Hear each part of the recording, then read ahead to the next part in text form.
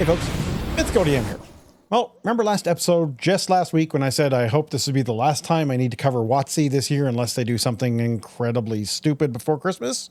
Well, surprise, here I am making another video about WotC, but more pointedly at Hasbro, the parent company of them. So this week, just 2 weeks before Christmas, Hasbro has announced that they're laying off 1,100 more people from the company.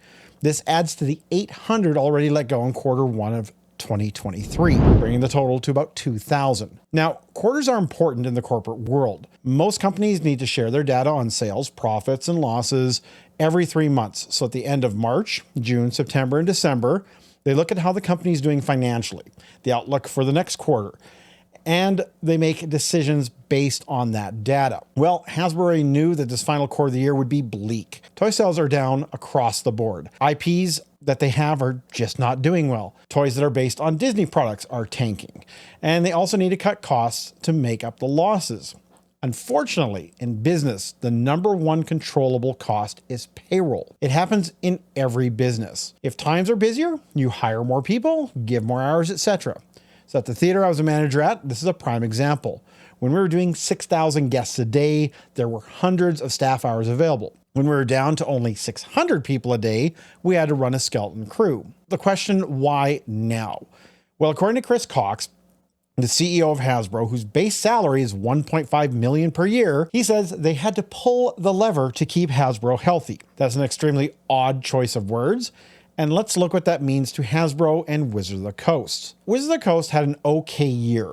Their bottom line was lifted tremendously by Baldur's Gate 3 and the revenue they received from it. That will decline over the next few months though. Many of us who canceled our yearly D&D subscriptions are now hitting their revenue projections as well. So many thought that when the layoffs were announced, those working at Wizards of the Coast, the only thing that added a lot of revenue to the coffers of Hasbro would be safe. Then we started seeing a lot of so long and thanks for all the fish posts by the higher ups at Wizards of the Coast. Now this is hitting a lot of departments from art to production, community managers, IT personnel, and content creators. These are likely folks making a decent wage, but something that Hasbro looks at and says, I guess we can give that work to X person and save that money. Hasbro states that they will also be compensated, and some were given an early retirement option.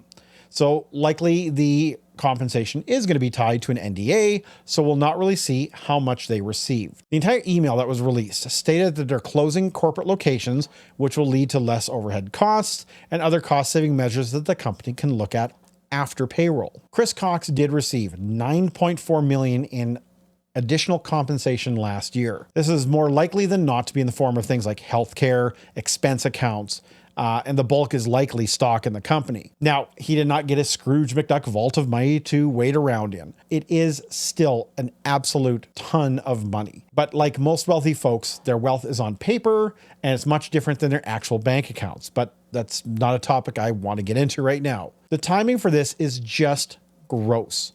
2 weeks before Christmas, when it is the most expensive time of the year for most families, and one that is the worst for depression and anxiety. It is never a good time. Now, some will say, wait until after the holidays. But in the corporate world, the holidays are year end and investors must be appeased in Q1. Hasbro stock has dived over $20 per share this year from its high after Baldur's Gate 3 launched and the money was kind of rolling in. It is now down $70 from its high in 2019. That is an absolute nightmare scenario for Hasbro. Hasbro itself is $3.5 billion in debt. That is just a staggering amount. When you look at their balance sheet, which is a term that shows what assets they have versus all of its liabilities or its debt, their total value, they state, is about $9 billion. Now, they also added in $3.4 billion of goodwill, which is just a bullshit term in accounting to inflate numbers. But still, even if those numbers are true, they have a debt of $3.5 billion. That is nearly half of their value. So what does this mean for Wizards of the Coast going forward? They will be doubling down on getting their digital platforms out. They see D&D as an untapped cash cow. Their VTT will be so heavily monetized, it will make your head spin. Not only will it have the monthly subscription fee, but there will also be so many microtransactions. And if you don't believe that, you are just lying to yourself. Dice, skins, spell animations, models, importing the 3D files will all come with a cost and not just gold pieces. Now, Hasbro will bleed every cent they can from Magic players while raising the prices and lowering the quality of their cards even further. I cannot tell you how many friends I've spoken with that have quit Magic this year due to the quality and quantity of releases. They just can't keep up. The physical products for D&D will be of the lowest quality they can get away with while charging more for each book. This is the only way Hasbro can keep its revenue up and not see themselves filing for bankruptcy protection in the next year. Investors must see positive numbers in sales and profits or they will sell off their shares, further sinking the value of Hasbro and limiting their borrowing power. The morale at Wizards of the Coast must be just obliterated at this point. They're going into D&D's 50th anniversary, and many of the team that helped launch 5e will not even be around to see it. One of the reports said that, but it was not really confirmed, is that a team member with 28 years of experience was also laid off, likely getting the early retirement option I spoke of earlier. When you're heading into a family holiday and everything is looking bright and fun, and then you're told just to get the fuck out, or your colleagues are now gone, it is even more of a gut punch. Cox's email keeps saying the word family, and this is so condescending to those that are affected. You don't do that to family. You fight for your family. Now, I've been on the receiving end of layoff notices. I've also been around where others were laid off and I was not. This changes your whole perspective when you're at work. The memo and email state that this may continue for a month or so. So when can you relax and focus on your work? Not for a very long time. You're constantly in fear of losing your job. The am I next is very real. People you may have been working with for over a decade or more are no longer around. Your friends are gone. And worse, you are likely to be the one who has to pick up their work and carry on to the best of your ability. But that feeling of dread hangs over everyone. This is going to be devastating and it's going to last for many months to come. It is not a fun time over at Wizards of the Coast at all for anyone. It would have been a very smart gesture on the part of the C-suite executives to take a 50% or more pay cut as well. Remove those bonuses until Hasbro is healthy once again. Show that they're also in this mess and will do something, anything to help out. Hasbro is in crisis mode. Their debt is well surpassing their revenues, and they only managed to remove about $300 million in this year. And although that is still an astounding figure, that is a minuscule amount compared to the $3.5 billion they still have on the books. Now, Hasbro will never sell Wizards of the Coast. It is the only thing still growing and bringing in money. They're leaning heavily into video games, but those take years to produce. Remember that Larian had Baldur's Gate 3 for 6 years and had 400 people working on it over the project. Just pivoting to video games will not help Hasbro in the short term.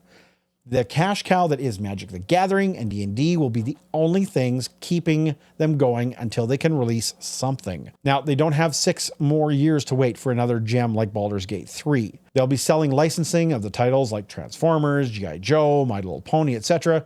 And once that dries up, they're going to be in a world of hurt. Cutting payroll can only go so far. Once that well is dried, they're going to have to focus on other targets.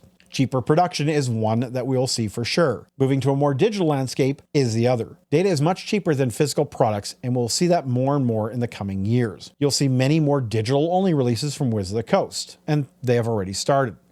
Now, is this a bad thing?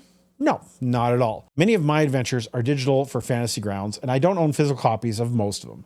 But I would prefer physical copies as long as they are well produced. I would not be surprised at all. Hi, buddy. I would not be surprised at all that if in 2025 we see Hasbro file for Chapter 11 protection in the US. The success or failure of the 50th anniversary of D&D and decline of Magic sales will be a breaking point for Hasbro. If those fail to bring in the revenue that they desperately need, it may see the end of Wizards of the Coast as we know it. Now, when the parent company goes down, the subsidiaries go along with it. D&D as a game will always be around. No one can take my books. No one can take my imagination and my creation, and no one can stop me from running a game. Nothing will stop third-party content creators from making new additions, new classes, new adventures, etc. Other companies will step up, other tabletop RPGs will release.